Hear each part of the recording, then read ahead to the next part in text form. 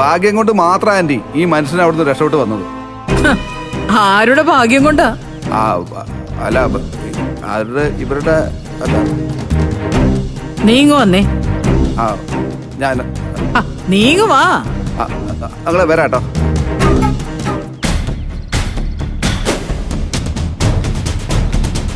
എന്താ ആന്റി? നീ അങ്ങേരെ കാണാനാണോ വന്നത്? അല്ല ആന്റിയെ കാണാൻ. ആണല്ലോ. ആ എന്നാ അകത്തേക്ക് വാ. ബാ.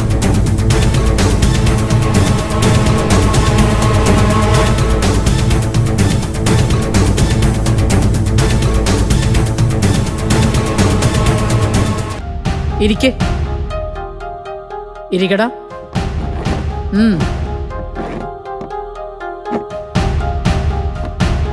അതെ, നിന്നോട് ആരാ പറഞ്ഞത് ആ മനുഷ്യനെ ഈ വീട്ടിൽ അംഗീകരിച്ചെന്ന്? ഈ വീട്ടിലുള്ളവർക്ക് മുറ്റത്ത് കെട്ടിയിട്ട പട്ടിക്ക് തുല്യം അയാള്.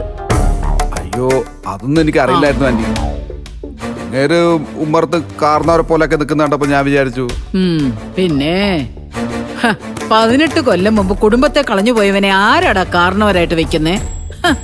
അല്ലേ, എന്റെ ശത്രുക്കള് എന്നെ നാണം കെടുത്താൻ വേണ്ടി എവിടുന്നോ കെട്ടിയിറക്കിയത് അയാളെ. അല്ല, അതിപ്പോ ഈ ശത്രുക്കൾ എന്ന് പറയുമ്പോ ആന്റിക്ക് ഇഷ്ടമില്ലാത്ത ഒരാളെ ആന്റിയുടെ വീട്ടിലെത്തിക്കണമെങ്കിൽ അത് കുടുംബത്തെ തന്നെയുള്ള ആരെങ്കിലും ഒക്കെ ആയിരിക്കണമല്ലോ. അതെ, അതെല്ലോ. ബന്ധുവേഷം കെട്ടിയ കുറെ ശത്രുക്കൾ എനിക്കുണ്ടല്ലോ. അനന്തം മാഷും മോളും. ആ അച്ഛനും മോളും കൂടിയാ എവിടുന്നോ തെണ്ടി തിരിഞ്ഞു വന്ന ആ മനുഷ്യനെ ഇവിടെ കൊണ്ട് കെട്ടിയിറക്കിയത്. ദേവനിയ, നീയും സൂക്ഷിച്ചോ. ദേ, എന്തെങ്കിലും ഒരു അവസരം കിട്ടിയ ആനന്ദം മാഷ് നിന്റെ കുടുംബത്തിന് പണി തരും, നോക്കിക്കും. എനിക്കിനി എന്ത് പണി കിട്ടാൻ ആന്റി?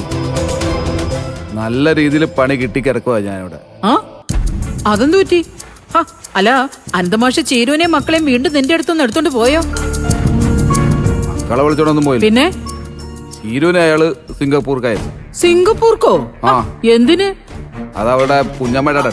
അല്ല, അവിടെ അവൾക്കെന്താ കാര്യം? അല്ല, കുഞ്ഞമ്മയുടെ വീട്ടു ജോലിക്കാരിയായിട്ട് വല്ലതും ആണോ? കുഞ്ഞമ്മയുടെ ഞാൻ പറയുന്നില്ല. ഞാൻ അവിടെ എന്തോ ജോലിയൊക്കെ ചെയ്തിട്ട് കുറെ എന്തൊക്കെ ഉണ്ടായിക്കൊണ്ട് വരാന്നൊക്കെ പറഞ്ഞിട്ടാ പോയത്. അയ്യോടാ. ഭർത്താവായ ഞാൻ തടയിടുന്നതിന് മുമ്പ് അവളങ്ങ് പറഞ്ഞു. അല്ല, അപ്പൊ കുട്ടികളോ? കുട്ടികളെ നീയാണോ നോക്കുന്നേ? എന്റെ തലയിൽ കെട്ടിവെച്ചിട്ടാ അവള് പോയത്. അയ്യോ. പക്ഷെ ഇളയ മോൻ, അവനെ എനിക്ക് വേണം. അവനെ ഞാൻ ആർക്കും വിട്ടുകൊടുക്കില്ല. വിട്ടുകൊടുക്കരുത്. മറ്റേ 2 പിള്ളേരെ ഞാൻ നൂഡിൽ കൊണ്ടുപോയി അമ്പിളി ചേച്ചി ഏൽപ്പിച്ചു. അത് തന്നെ.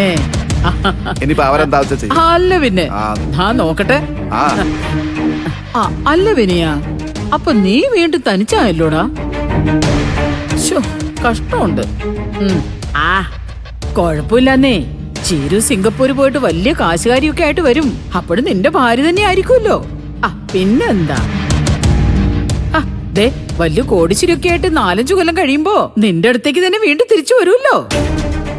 4-5 കൊല്ലൊന്നും വേണ്ട. അത്രയും നാളൊന്നും അവളവിടെ നിൽക്കില്ല ആന്റി. അതിനു മുമ്പ് അവള് വരും. ഇല്ലെങ്കിൽ വിനയനെ അവളെ വരുത്തും. എനിക്ക് വേണ്ട അവളോട് പണവും സമ്പത്തൊന്നല്ല, അവളെയാ, എന്റെ ഭാര്യയെ. ഒരുപാട് കഷ്ടപ്പെട്ടാ ഞാൻ അവളെ തിരിച്ചു പിടിച്ചത്. എന്നിട്ടും എന്റെ കയ്യിൽ നിന്ന് വീണ്ടും അവള് വഴുതി പോയി കളഞ്ഞു. ഇത് ഞാൻ ചത്താലും പൊറുക്കില്ല ആന്റി. ഇതിനൊക്കെ പിന്നിൽ അയാള് തന്നെയാവും വിനയ, ആനന്ദം മാഷ്. അയാള് നീ വെറുതെ വിടല്ലേ?